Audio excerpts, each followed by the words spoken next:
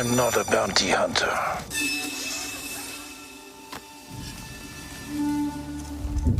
I've heard otherwise.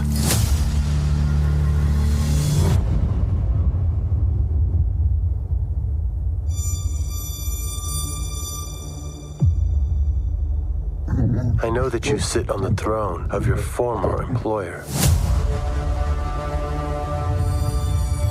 Jabba ruled with fear.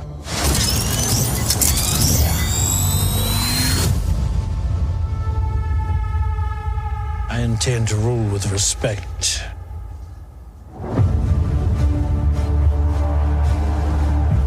You were all once captains under Jabba the Hutt. I'm here to make a proposal that's mutually beneficial. Why speak of conflict when cooperation can make us all rich? What prevents us all from killing you and taking what we want?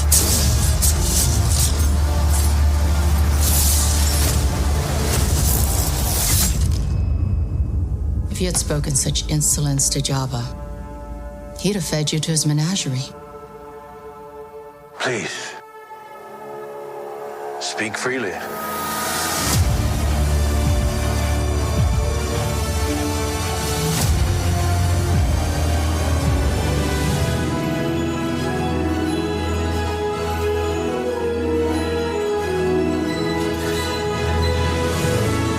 Hello, everyone, and welcome to Friends of the Force, a Star Wars podcast. I'm your host, Brad. And I'm your host, Sarah. And it is officially Boba Fett season, ladies and gentlemen, and folks of the Friends of the Force jury. We are here because... Are we in a courtroom now? I know, we are. We are in the courtroom of Boba Fett. We are in the king's presence. We are in the courtroom of the Bomar monks. Today, we are debating whether they suck or whether they're great. Sarah has prepared an entire thesis about the Bomar Bunk organization.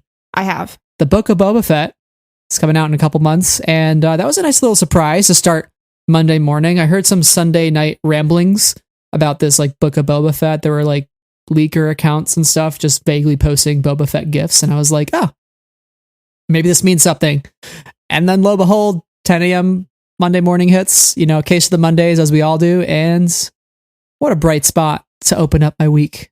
How did you feel when the trailer dropped, Sarah? What were your initial thoughts about wow, we are in hype season again for a live action Star Wars? It's been a while. I said, uh-oh, my entire timeline is going to be Boba Fett now. It is. And I was right. It was. Mm-hmm. So I was curious to see everybody's thoughts on the trailer. So yeah, it's really interesting. And I'm glad people are extra hyped about new live action Star Wars. Live action Star Wars, it's been very missed. Yeah, because when you think about it, Mando season 2 ended in December last year, so it's been almost a full year since we've had any live action Star Wars. It will have been over a year when we actually get the episode. So I was really happy that they just dropped the trailer in the afternoon as opposed to Monday Night Football, because the wait for halftime when you watch a football game, especially as a Giants fan, this week was a Giants game. And the Giants, the New York Football Giants, are a terrible team. Are you dissing the Giants in order to get at a particular listener or friend right now? I can't really tell as a non-sports person. I don't know. I'm just saying I'm glad I didn't have to subjugate myself to that torture of watching football to get to Star Wars, even though I love football. Football fan listeners? I don't know. That are Giants fans? Let us know. If you do, Brad clearly has a bad opinion of your team. So. We can make a Giants support group in our Discord. No, I'm a Giants fan through and through. But anyways. Oh, you are? I don't understand sports, and I don't understand sports. I don't understand any of it. I know you obviously are a Michigan fan, but Michigan is also not the best. I don't understand. No, they're very good. They're very good. They just make me very sad. Anyways, they did actually show. None of it makes sense. Sports ball. I saw somebody tweet that they did show the trailer during football. I think it was at halftime or maybe during a commercial break. Evening? Yeah, so that's pretty cool. I'm sure it got out to a pretty big mass of people who might not already know about this show, but holy heck, I'm excited. It is so good to see Tamora. He looks healthier in this show. Like Book of Boba Fett, obviously he was very like weathered by the sands of Tatooine. Like his skin seemed very dry. His lips were cracked. His scar kind of felt fresh. Now he's like, looks like he's been using moisturizer and chapstick and sunscreen SPF 5000 for those Tatooine days. You want to get the moisturizer with sunscreen. You want to get them in one product. I think that's really important to maintaining good skincare. At least that's what my dermo tells me. And I don't listen to her. So what do you think Star Wars sunscreen is made out of? I think it's made out of womp rats. No, I reject that. I reject that entirely. Okay. Yeah. Save the womp rats. Save the womp rats. Save the womp rats. Overall, very excited about the show. I think the trailer was a lot of fun. It kind of gave you all of the intrigue and the excitement around the Boba Fett character, and especially Fennec Shand, who is definitely at the front of the show, even though it is called the Book of Boba Fett. She's a large part of the show, clearly. So I expect to see a lot from her and how her and Boba kind of grow off of each other. A lot of their camaraderie throughout the trailer, whether it was the nonverbal look back and forth at each other or fighting back to back. Great moments, and I'm excited to see how their relationship progresses. But I also feel like this trailer was just the first episode of the show. Do you agree with that sentiment? It seems like a lot of people are kind of feeling that way. Yeah, I feel like this is just like the first 30 minutes of the first episode. I feel like we've seen not a single thing. But it does say like official trailer and not official teaser trailer. So maybe we're all playing ourselves and this is like the entire plot of the entire series. But like I would be very surprised if that were the case. Because it really does feel like it's very much the inciting incident and not anything else. And I say that not with any sort of negative connotation, because obviously the trailers, don't want to give away too much. But essentially, like if it's a teaser trailer, you know that you're getting just a little smidgen. A trailer is kind of like the official trailer as opposed to official teaser trailer. It's supposed to give you a little bit more fleshed out feeling of what you're going to see, or at least I feel like that's traditionally what's happened. So who knows? I'm not somebody who works in marketing, so maybe I'm speaking absolute nonsense. That's a fair assessment, because when you look at the Mando trailer for like season 1, it was just the first couple. Season 2 was only the first 4 episodes that we saw any footage for, because you had like Ahsoka and Boba Fett and Fennec all coming back for the latter half of the season. So obviously they can't show any of those things in the trailer. So yeah, I would say this is the first episode. I've heard allegedly this is supposed to be a 9-episode season, which to me is like the perfect amount of TV. Anything under 10 episodes, like I'm bought in. You give me a show that you're like, yeah, it's like over 10 episodes, I'm probably not going to watch it. I just don't have the patience for it, unless it's Star Wars, which in that case I will make an exception for it. But still, even then, it's difficult having seasons that are that long. But 9 episodes, fine with me. Do you think it's going to follow the chapter, like chapter 1, chapter 2, kind of like Mando, since it's called the Book of Boba Fett? Obviously, it would have chapters, I would assume. I don't know. I will say I'm happy to report that Star Trek Discovery is less than 10 episodes every season. Guys, I'm shaking my head for the listeners. It is, and that's why Brad is watching it. So don't tell him otherwise, guys. But in terms of the naming convention, I don't know. I think that would be interesting, especially considering this one is being called a book. Why is it called a book? I don't know. I'm looking forward to finding out. Maybe it's all nonsense, and maybe Star Wars, like us, just struggles in terms of naming things, and that's why we come up with really silly names, and maybe that's how the Book of Boba Fett got named. But maybe it's supposed to be like a legend. I'm going to get philosophical about it for a second. Like maybe it's supposed to be a legend that ultimately, like the Bible is like broken down into books that are all written by different people, and ultimately been passed down over time, and many translations later. And now you're like, okay, I don't know the origins of some of these stories. So I wonder if it's going to be presented more as like with a framing that's slightly like Boba Fett, the legend. Yeah. I don't know. That just came to mind right now. And now I want to think about that for a long time. Well, speaking of the Bible, I mean, Boba Fett is a figure who in the allegedly, yeah, he's in the Bible. Yeah. Boba Fett died and was resurrected in Is a way he Jesus? in the sands of Tatooine. Maybe he's the Tatooine savior who's come back from the dead too. Wait, I thought that was all of the Skywalkers. Yes.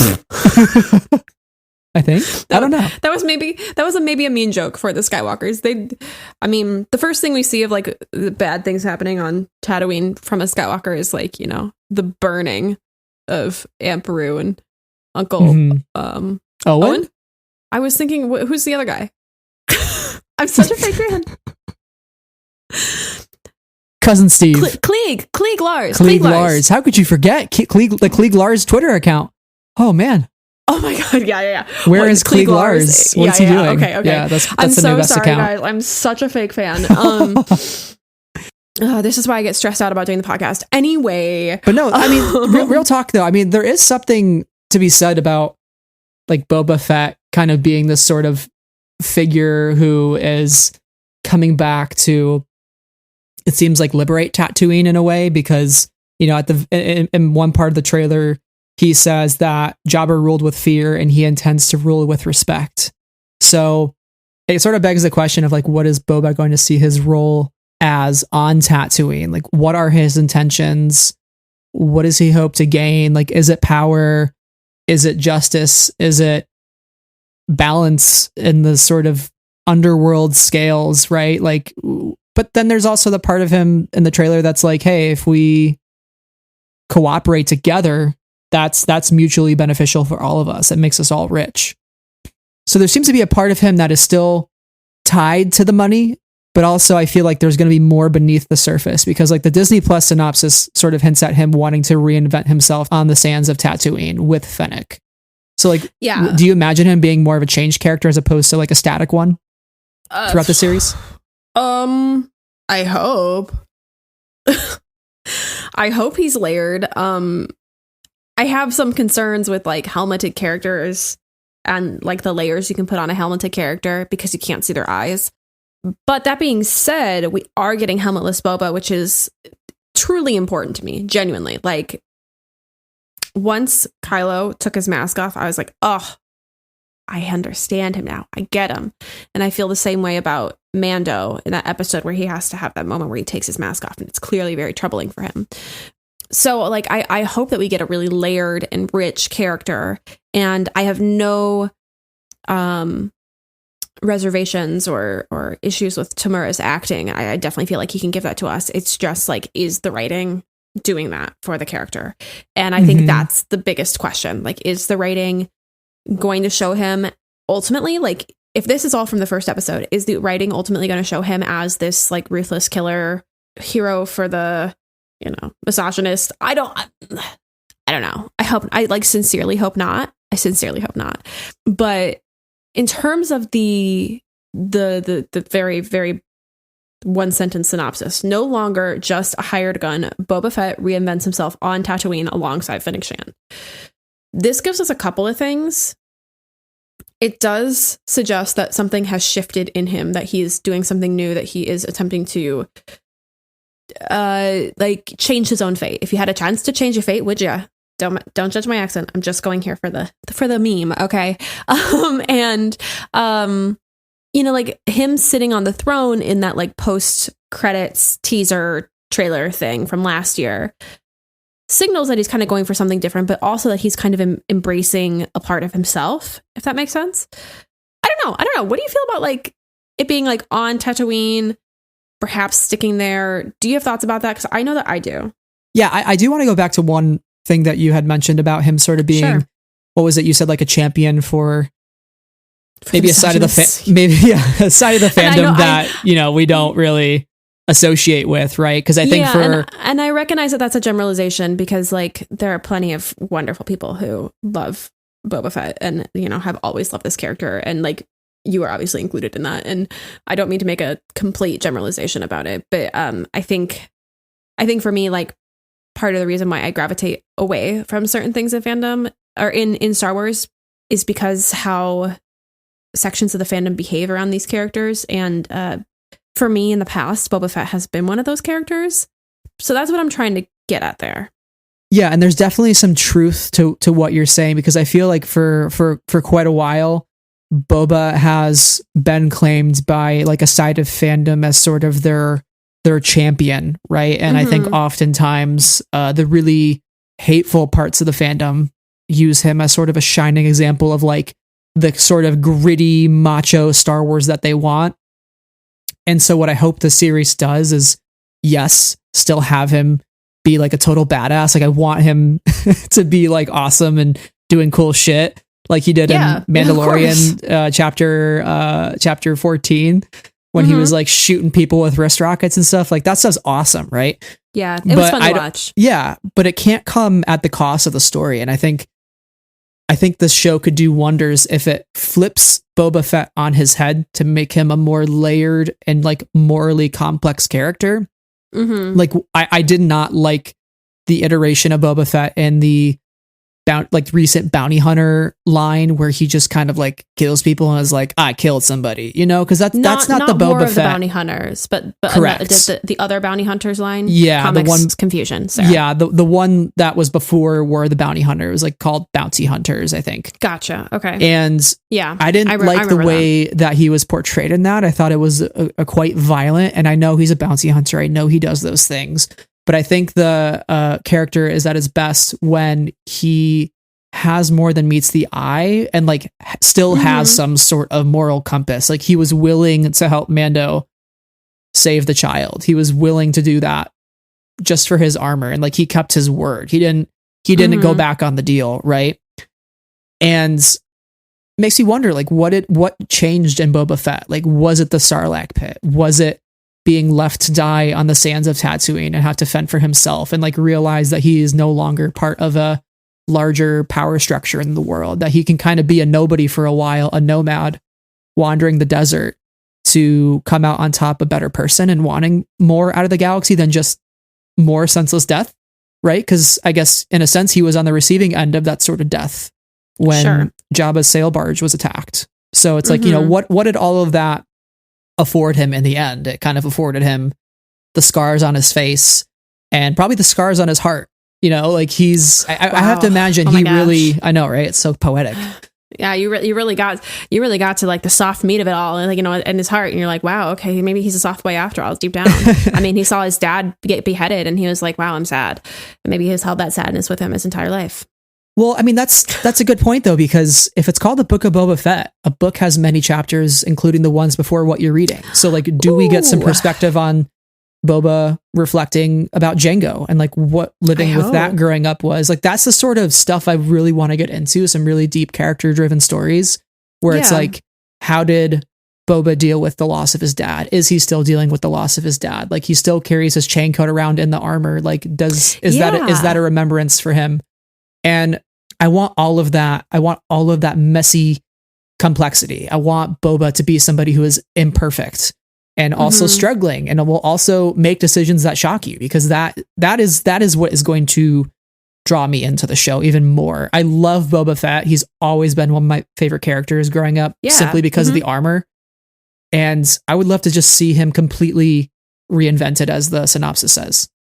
Yeah, and I know last year, like after those comics came out, that, you know, there were multiple sections of the fandom who were rightfully quite upset by those comics and ultimately reclaimed them and gave him some sparkles and some pink bows and like said, he is mine now, you know, and I'm owning him. And so like I'm kind of hopeful that like that happens in a much more natural sense here, and that we really do get a character driven story.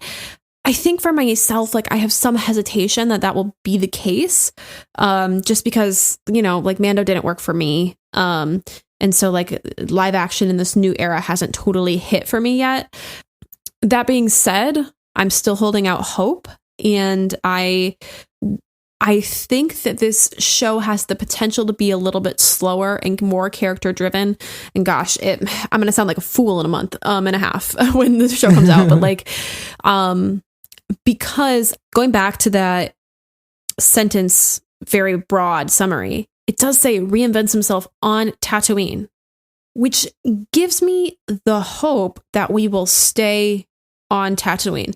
Not that I want to go back to Tatooine all the time. That's a whole other conversation. There are other planets in the universe. Let there be more planets like Scarif where there are like fucking beaches or something, because like beaches are nice. But it's true. That being like, we have so many sand planets and like no beach planets because all the beach planets got blown up by the Death Star. Clearly, I want like some cool like cold mountain planets like Alderaan. I know, that's what I'm saying, but it got blown up, Brad. Yeah. It's gone. But anyway. Oh my God. Ugh, we need more biomes. Rest in peace. Okay. We need more biomes. Anyway. But like what I'm really going for here is I am hoping that this place, we stick with Tatooine and we stick with the culture, the politics, the world that this specific planet has to offer, because I think that allows us to dive more into the character when we're less worried about the setting. For me in the past, like planet hopping, it's fun, it's cool. I enjoy some of the locales, but also I think can take away from the character of it all, because we're like, ooh, shiny new place with 12 new characters every episode that we only get for one episode.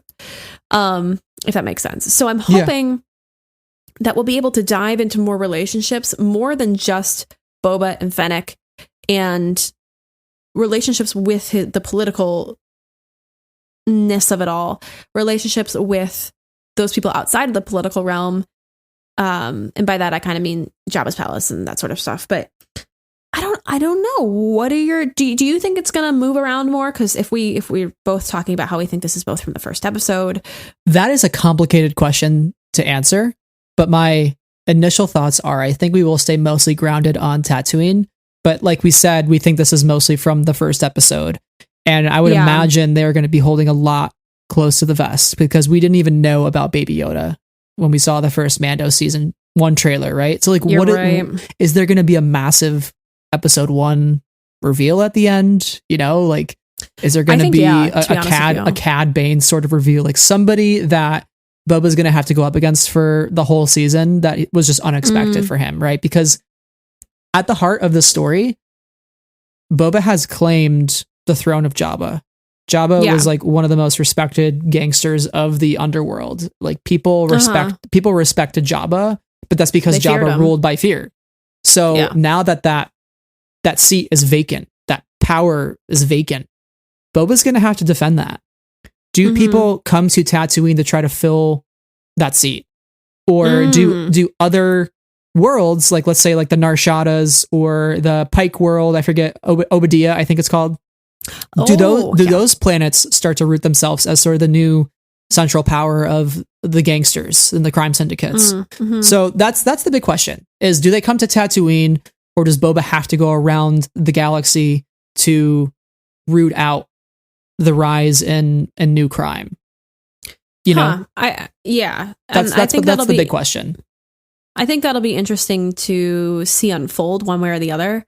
I hope it's more grounded than kind of rooting it out, but it could definitely work, I think, the other way as well. I would love to see some live action Pikes. For like, I know we saw them in Solo. That would be cool. Or like Kessel even, or Nar Shaddaa. I don't think we've seen live action, but that would be a really cool world to explore. I would say like that would be my first choice for a world outside of Tatooine. It would be Nar Shaddaa, the big bounty hunter world. That definitely feels like a legitimate possibility in terms of what the show is about and what it's, I think, attempting to do. I don't know. It'll be really curious to see, and I hesitate to like put too much stock in any one of my own theories as to not be disappointed by my own expectations. Very respectable. Although I probably will be anyway, because I hear him like, I hope he's just like a soft, sweet boy and that it stays on Tatooine the entire time. And I'm like, Sarah, you're a fool. This is not going to happen either way. But Mando, I mean, we thought that was going to be a gritty, bounty hunter show, and the Drew Bros were like, yeah, it's gonna be our show. And then like Mando was just a soft egg that Grogu slowly cracked open, and he's just now like a himbo dad. So yeah, he sent his kid away to summer camp. So that all being said, like it still doesn't work for me. So like, that doesn't give me a lot of hope that like, even if my expectations fail me, that it's gonna be like, yeah, this is Sarah's thing. It could. I am open to having that revelation and that surprise. I don't count on it. I feel like I also know my gut, because like I saw that first trailer to TLJ and I was like, if Ryan pulls this off, I think this could be the best Star Wars movie, even better than Empire Strikes Back. And for me, it is. So, and that was from literally the teaser trailer. It's on video, me saying that. So 0.1 for Sarah. Clip it. Clip it. Yeah. Put it in here. Just kidding. Can we talk about the Bomar monks? Yeah. Can I give you some Bomar? Pull your 86-page thesis out for the class. So the Bomar monks suck, and also the Bomar monks are great. So in this essay, that's I will. Enough. You can't diss the Bomar monks like that. I can, though. We respect our spider boys. I hate spiders. Spiders bad. The Bomar monks are awesome because they got the little red thing underneath. I don't know what it is.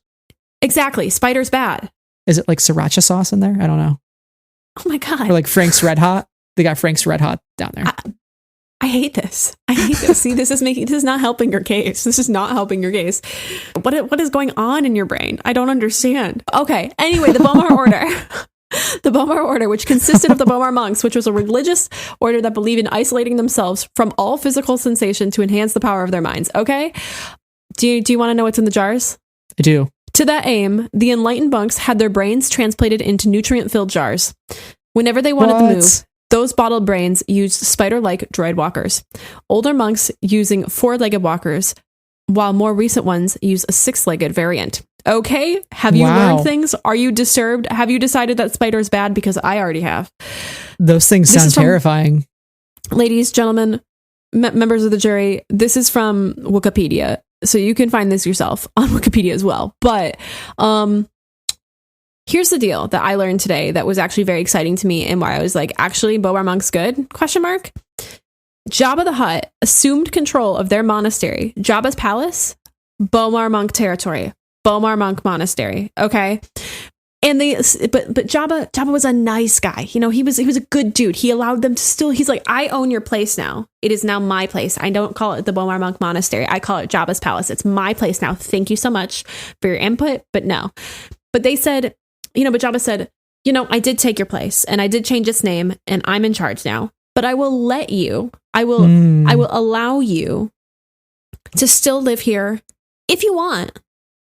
No pressure though. And they did, they're present, they're around. They're still there when, Boba kills Bib Fortuna. So I learned this all today, and I decided that maybe Bomar monks aren't all bad, but they're still bad because they're spiders. So thank you guys so much for coming to my TED Talk, my thesis, my essay. I rest my case.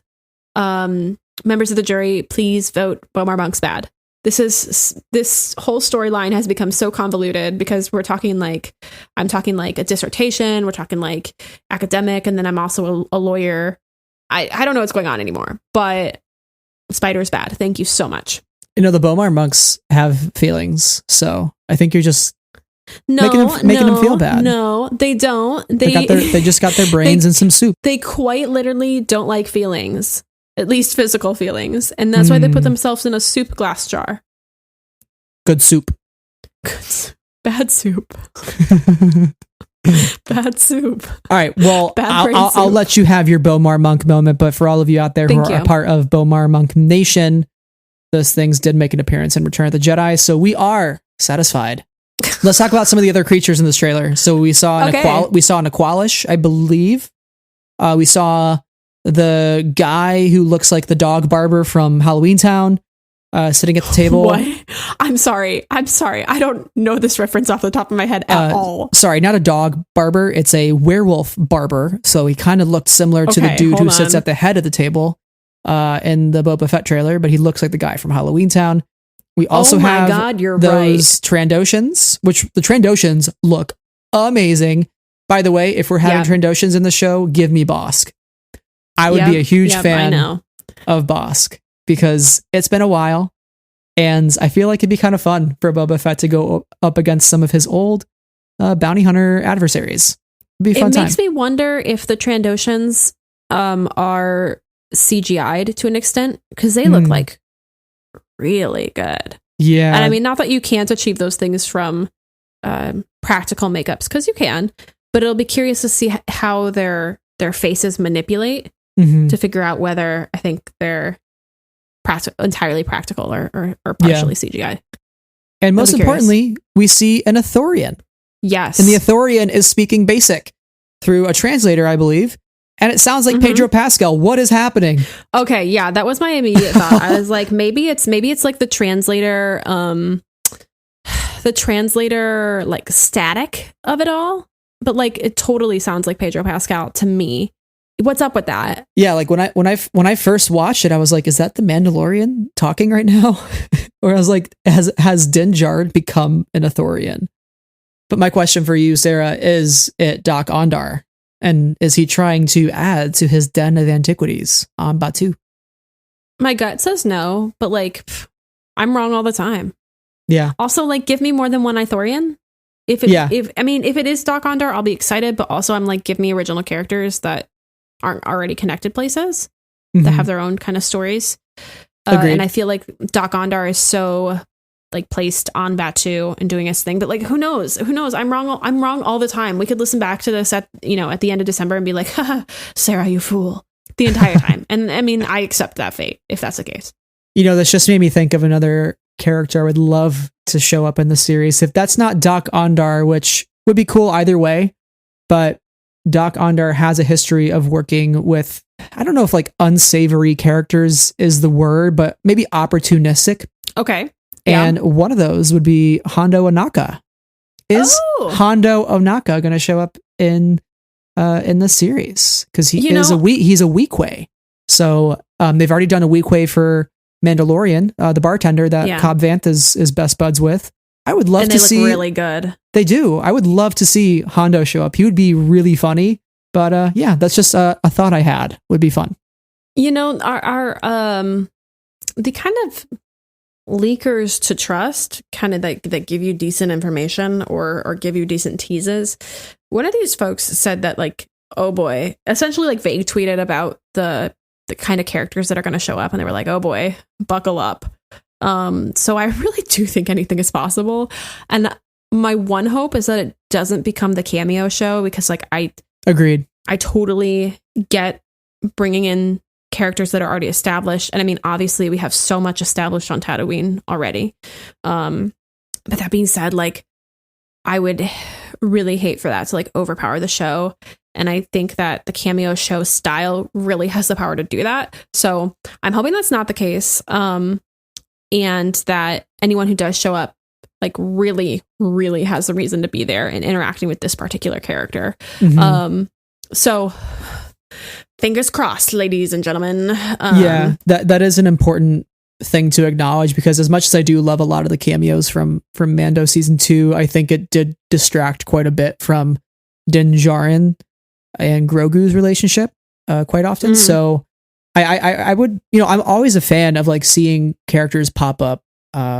But yeah, the question is it going to add to the story? Does it make sense for that character to be there? Because if a character is just there just to be there, it doesn't do it for me. I think like Bo-Katan made sense, Boba Fett made sense, Ahsoka made sense in a way to get Grogu to his next step, but I don't know if you needed to cram it all into like one season of a show. You can spread it out over seasons, so it doesn't feel as kind of condensed and like coming at you all at once. Because I think that's when it gets overwhelming. Like if we're gonna have 2 seasons of Book of Boba Fett, like spread it out a little bit, and give those episodes to Boba to develop his character. I think the thing about these characters is like, yes, it's cool that they show back up and that they have a storyline that intersects with somebody else's storyline, but like the galaxy is big. And I really like it when we're shown how big the galaxy is. And one of those moments where like the galaxy was both big and small, and I think worked really effectively, is with Sid in the Bad Batch. And Sid in the Bad Batch, when she was getting it was Moochie that was being like apprehended for Bib Fortuna. And like Bib Fortuna didn't play a large role, but he got the name in. We see animated Bib Fortuna for a second. and that whole plot point was for him. And it felt like a good balance. Like the new still outweighed the old, and but both of those like universes of the new and the old were allowed to exist together. And so I think that was like really well done in that sense. Looking back at that. So I hope we get thoughtful things like that, where they maybe don't play like the largest role, even if they're just there for a second. Yeah, I don't know. We will see. One last thing I will add. My head is swirling with possibilities, and I'm in total agreement with you. Like new original characters, also from like a merchandising perspective, that makes sense because hey, more toys. But I would love to see, and this is a character that just appeared in the War of the Bounty Hunters series, Deva Lumpump. I think. Oh yeah. If they could incorporate her into the Book of Boba Fett, for those of you who might not recognize the name, she is a character who has like the very rainbowy head. She is like 6'5". She is green skinned. Tall. She wears heels. She could definitely step on you. She's got like daggers that she throws at people. She has a history with Boba Fett according to these comics. So if that's a character they want to integrate into live action and like make happen, that would be spectacular. That would be so cool because it is a character we've already met, but a lot of the people who are going to be turning on Disney Plus have not. So I think that's when you can really do some cool things with some new characters. That'd be awesome. Yeah, and also she's got hecka cool hair. Oh yeah, that would be good from like a technical standpoint too. See if they could do it, cool hair. With the makeup and prosthetics. Hair. That is right. But if I may pivot just a little bit, we're talking about the scope of the galaxy. Can we talk about second 32 in this trailer, which I have pulled up full screen on my computer here, and it is the shot of a very large city. Yeah. That spans both like the lower part of this crater and the upper part of this crater as far as the eye can see. So, what's that about? Because I think all of the outposts and places we have visited on Tatooine thus far have been much smaller in scale, right? At least to my awareness of the scope of like Mos Eisley and Mos Espa and stuff like that. Like they're considerable, but they're not like New York, you know? This feels big and urban sprawly, and there are very like industrialized in a way. Yeah, very industrialized. There's some like elevators or something going between the top and the bottom, whether they take people or resources, I don't know. And then we have like a spire right in the center. I'm very curious. And I'm also like, this is kind of what allows me to have hope about the fact that we're staying on Tatooine, is like, look at this big city we get to explore. Eyebrow raised, look at that, you know? Yeah. It reminds me of Jeddah almost. This is kind of what Jeddah City feels like, you know? R.I.P. Jeddah. What the heck? Come on. So many. They better not Death Star this place. Oh my God. I know that there are multiple Death Stars that have been blown up at this point. There isn't a Death Star happening right now, but like, they better not. Well, they can't Death Star it because Rey's got to go visit Luke's home in 30 years. So they can't Death Star Tatooine yet. Oh my God. There's always a chance. But yeah, that was one of my favorite parts of Bad Batch, was like how much of a sprawl there was to some of the cities, and things felt big when we did visit other locations, like Ord Mantell and that one planet that we see the Senator on. Some of those places are great. I always love world building in Star Wars. I was in love with that. Yeah, I was in love with that. But Boba Fett hanging out in the Dune Sea and like Mos Eisley for like a whole season, that is not interesting whatsoever. Wrong? I think that would be interesting. Talk about character focused slow drama study. Yeah, sure. Yeah, I want to sulk around everywhere and shoot some bad guys. I don't know. Oh, okay. Well, I mean, I'm into that too.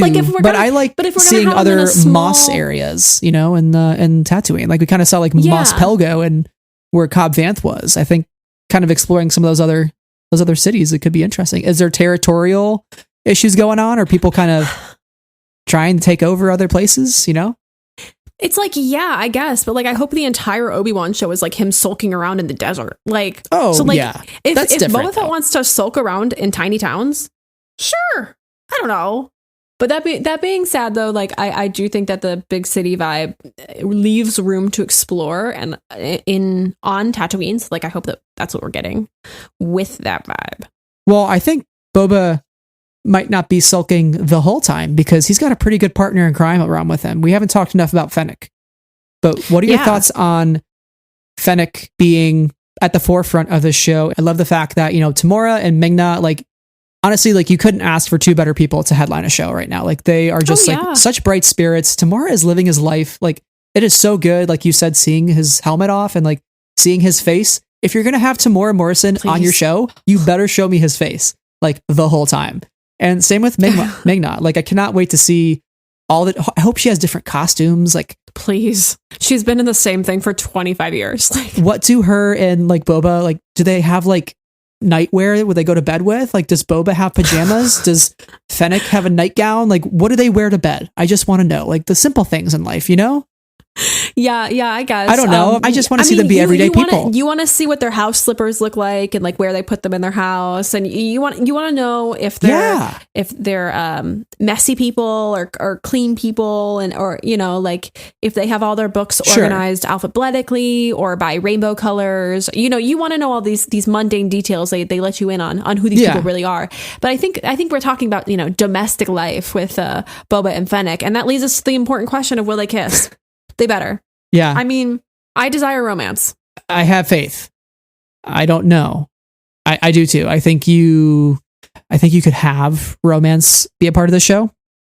It's not something I like desperately need, but it would definitely make it more fun. I don't think it will happen. But I'm going to stay hopeful. But I want it. And be let down probably. But I want to hear from you. What do you think of Fennec being a part of the show? We thought she was dead in chapter 5. She came back. Obviously, that was part of the long game because we saw Boba come to rescue her at the end of that episode. Like, that was very clearly set up and telegraphed. And now she's in her own series. Yeah. What do you think? Let's go back to 2019 when Mando was originally airing its first season, and I was supremely disappointed with the way that season in general handled its women and the complete lack of them for essentially like the first 3 episodes, with the exception of like 5 minutes of the armor across all 3 of them.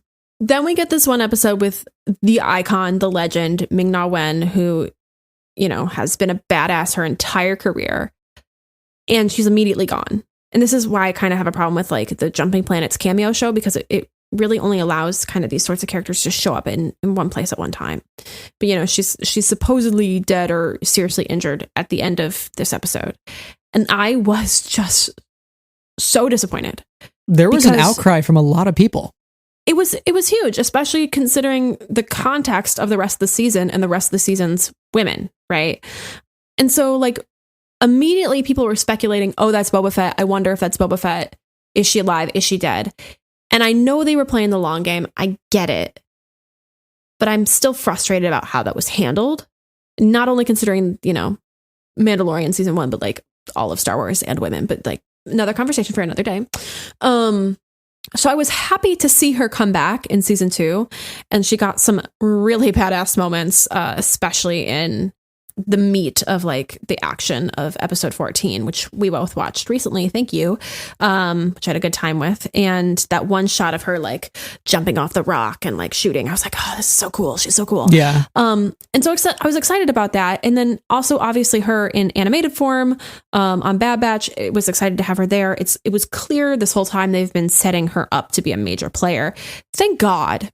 Because like to waste Ming-Na Wen would have been travesty. Like a mark on your person, like terrible. So I'm thrilled that she's back, and I'm thrilled that she's a lead and that she's clearly going to have her own agency in the show. Like I really think it's setting her up to do that, and also be like a equal to Boba in a lot of ways. So that's why I want the romance. But I'm really thrilled that she's kind of be in the show and do the whole damn thing and be a key player and a star, and I love her, and I'm really thrilled for her because I know how much she loves this character and Star Wars and all that as well. So that's really exciting to see. And I've now gone on a whole monologue about this character and my journey with this character, but I am looking forward to seeing more from her and getting more sides of her. And getting to see what her relationship with Boba is all about, whether or not it's romantic, like just understanding their partnership and seeing how they work together throughout this series. Do you have any more thoughts on Ming-Na Wen? If not, I would love to talk about more women. Yeah, I think Ming-Na is incredible, and seeing her excitement over Fennec, whether it's like a Funko Pop that's just been announced or like the new Black Series, her Black Series figure looks amazing. It should not have taken a year. Like, yeah, seeing her excitement over those small things and how much she really champions this character, that brings me excitement because I know that she's passionate about what she's doing. It's not just like a job to her. It's like something that she's been a fan of Star Wars her whole life, and now she's carving her own place in it. And Tamora, obviously, it's so weird to think that Tamora played Jango, and now he is playing the son of Jango almost 20 years later. Actually, almost 20 years to the Attack of the Clones release. You're right, because we're celebrating that next year. So to have him back in Star Wars, it's surreal. It's really surreal. Yeah. And regardless of like the quality of the show, even if it's like an absolute dumpster fire, which I don't think will happen, I will still watch it because I love those two actors. And I just want to support their work, you know, because I think they've given a lot to Star Wars and I want to give some back to them because I feel like it's the least I could do. If I may, I would love to turn it over to our Twi'leks. Yes. Because that is not only one, but two women in the same frame. One of these Twi'leks is yellow. Sign me up. Yes. I love the color yellow. She looks great. They both. So I would love to say that like they both look great. That's the best the Twi'lek has ever looked in Star Wars. Seriously, I think great. Their costuming is really interesting. Like their Leku look great. And I am so fascinated to know what role that these women play in this story because I believe, you know, once it was announced, the actress who is playing the like peach colored Jennifer Beals. Yes. Okay. Yes. She like posted like, hey, you know, it's me. Hi. And I think that is super cool. And I hope it means she has more than just a couple seconds on screen, you know, and I would assume at this point that she would. I'm making a bold assumption considering, you know, women in Star Wars, but here we are. But I'm really, really curious to know what they're all about because their costumes, again, are so interesting. I want to make one comment. Jennifer Beals was in the film from 2010, The Book of Eli. I think that's a little fun connection. She likes to read. She likes things that have book in the title. But I also want to mention, like, speaking to our earlier conversation about why it's called the Book of Boba Fett. I don't know if it's spin on the Book of Eli, but the Book of Eli synopsis is 30 years after war turned the world into a wasteland, a lone warrior named Eli marches across the ruined landscape carrying hope for humanity's redemption. Only one other man understands the power of what Eli carries, and he is determined to take it for himself. I'm like, wait. Is this just going to be the Book of Boba Fett plot? Like, you know, Boba Fett has returned to this lone, barren wasteland, carrying hope for that whole planet's redemption, and only one other man understands his power. Who is the other man or woman or character? Who is it? Who is the other person that wants to take it for themselves? That's the question I want to know, Sarah. It's all connected, and Jennifer Beals is at the center of it.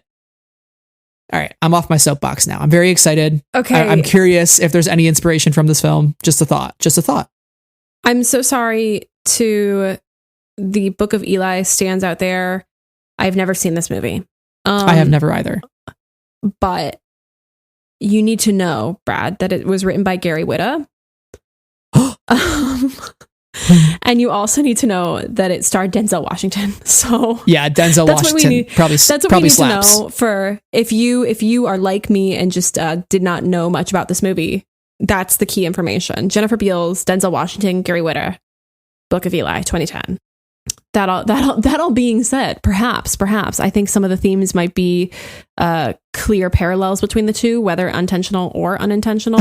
You know, he's kind of I'm over here like I connected the dots, and you're like, you didn't connect shit. You know, no. I'm really not saying that, because I just don't have the context. I don't have the context of neither of us have seen the Book of Boba Fett. And also neither of us have seen the Book of Eli. So we don't have the context to like say one way or the other. So I'm really not trying to dissuade you from this thought. I know, I'm just teasing you. That's rude. But also like behind them, they're clearly like in some sort of restaurant or cantina. And this character to the right, who is also in focus, is like this man who is sitting down next to this creature who is wearing like a yellow scarf. I just want to point out the yellow scarf. That's really all I'm here to say. I'm here for the yellow scarf. I'm here for the yellow Twi'lek. Give me more yellow and less sand. Well, the Twi'lek is kind of looking at the door. She seems to see somebody walk in the restaurant. What if it's Cobb Vanth? And what if he's coming to the weekly scarf club with this other gentleman over here? He says, hey, I brought my red scarf. And that guy's like, hey, I got my yellow scarf this week. And they're like, wow, look at that. Scarf buddies. Yeah. Do you think they sew their scarves together? I think that'd be cute. I don't know. Also, like, I don't blame the Twi'lek for like checking out Timothy Oliphant when he walks in the bar, because like mood. Yeah, I mean, yeah. But also in the frame, like as it goes forward, there's this like girl in red who is wearing this sort of like cap and also has completely red eyeshadow. I'm curious about her too. She's probably just a background extra who like walks through the frame, but like I want to know her backstory. She's blurry in the entire half a second we see her, but I want to know more about her. I don't know what my point is here, but random background characters in Star Wars, sign me up. We all have our favorite background character, like once mentioned thing that we're here for. Did you know mine's the K-Thrath device? I've literally never mentioned it before. We do love the K-Thrath device. Yeah, you've literally never heard me talk about it before. I don't bring it up on a regular basis. But yeah, I think the show is a great opportunity to showcase a ton of different background characters. So I'm excited to see who appears. As we start to wrap up here, I want to make note, there is the one moment in the trailer when like Fennec and Boba are fighting like back to back. Yeah. Reminded me of the TLJ throne room. We do love a back to back fight for their life. We do love to see it. We really But also do. There's a moment when like Boba's helmet drops and like a bunch of coins fall out of it, one of which has the Republic symbol on it when I zoomed in. So that was intriguing. I'm curious. Really went for the details there. Yeah, and then we obviously get that amazing shot of like Boba just going to town on somebody and just hitting them with a giant stick. Rifle thing, cycler rifle. So I see it. Yeah. Oh my god, no. Wait. Oh my god. I'm shook at the fact that I can see like the rebel insignia in this coin. Yeah. Okay, but I'm sorry. I want That's a very exciting thing. It is. It really is exciting. It just kind of makes you remember that the New Republic is around and you know, building itself up. But as we close out the trailer, so there's this whole idea of like Boba wants to cooperate with these crime lords, and they're like, you know, why shouldn't we just kill you? And Ming-Na's like, well, if you spoke like that to Jabba, he would have fed you to his menagerie, which I love the word menagerie. It's just chef's kiss. But I love how Boba ends the trailer by saying like, speak freely. So to me, does this feel like a thinly veiled threat to you? Because obviously like Boba wants to rule with respect, but do you also think there is still that part of him, like we've been talking about, that he is like, don't F with me, because if you don't treat me with respect, it's the golden rule, right? Treat others the way you want to be treated. So like he, I'm sure, is not afraid to test his limits when needed. Mm-hmm. And that's kind of what I get from that, you know, hey, speak freely, but also like subtly saying, you know, tread lightly as well with what you say. You know, speak freely could be a very sexy line. Yeah. I think that he's not delivering it with all the sexiness it could entail, which does make me think that it could be a threat. But also, maybe he's being genuine. Maybe he wants to turn a new leaf and actually have a chat. I don't know. This is why we're going to have to watch a show to find out. Darn it.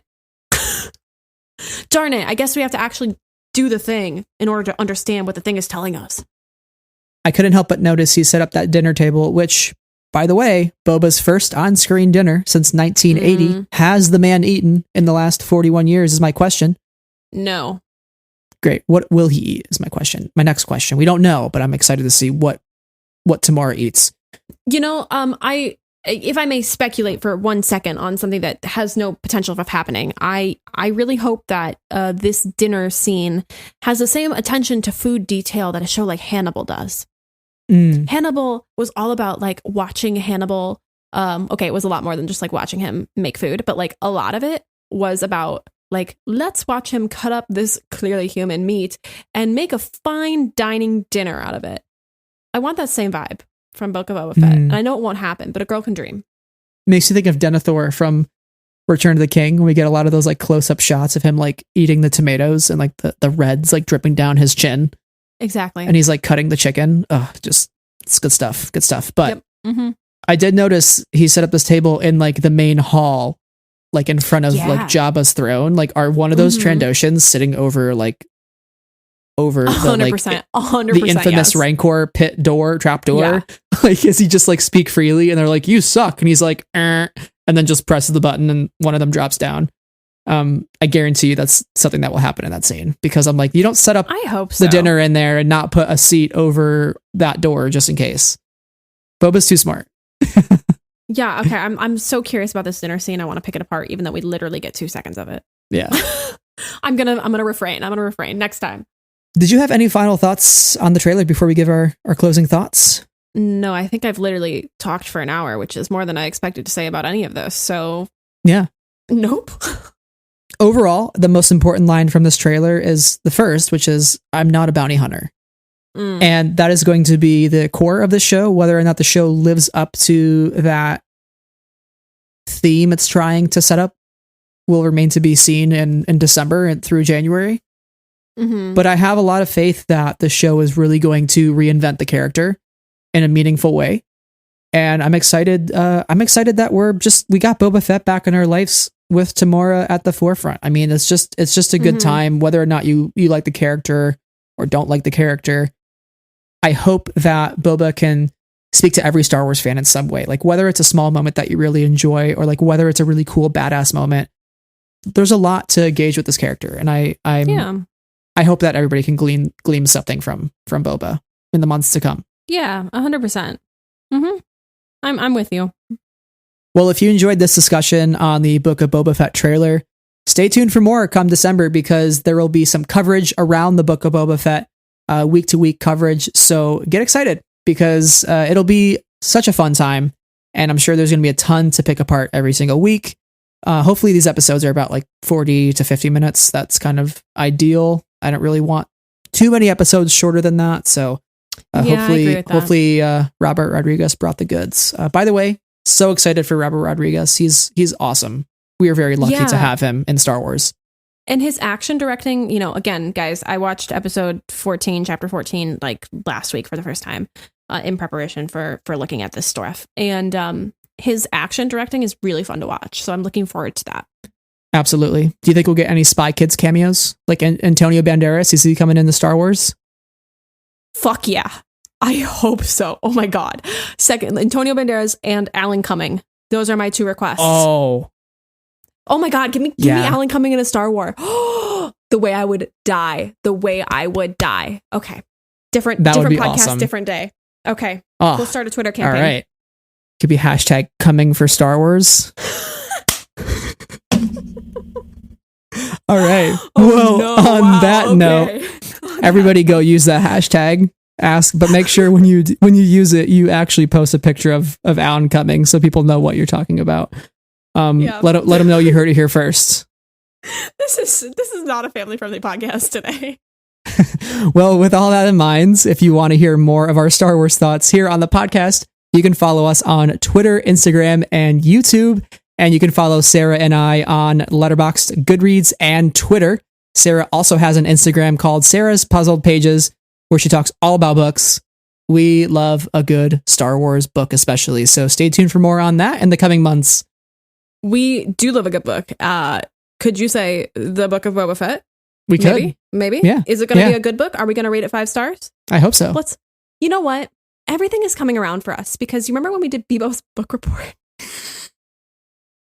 Wow.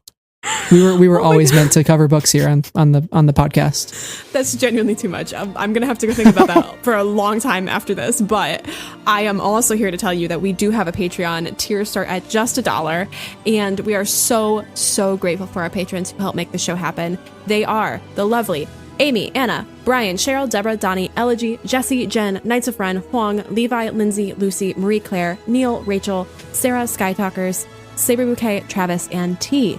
Thank you, friends. Yes, thank you all so much for listening to this episode. And until next time, speak freely. Bye.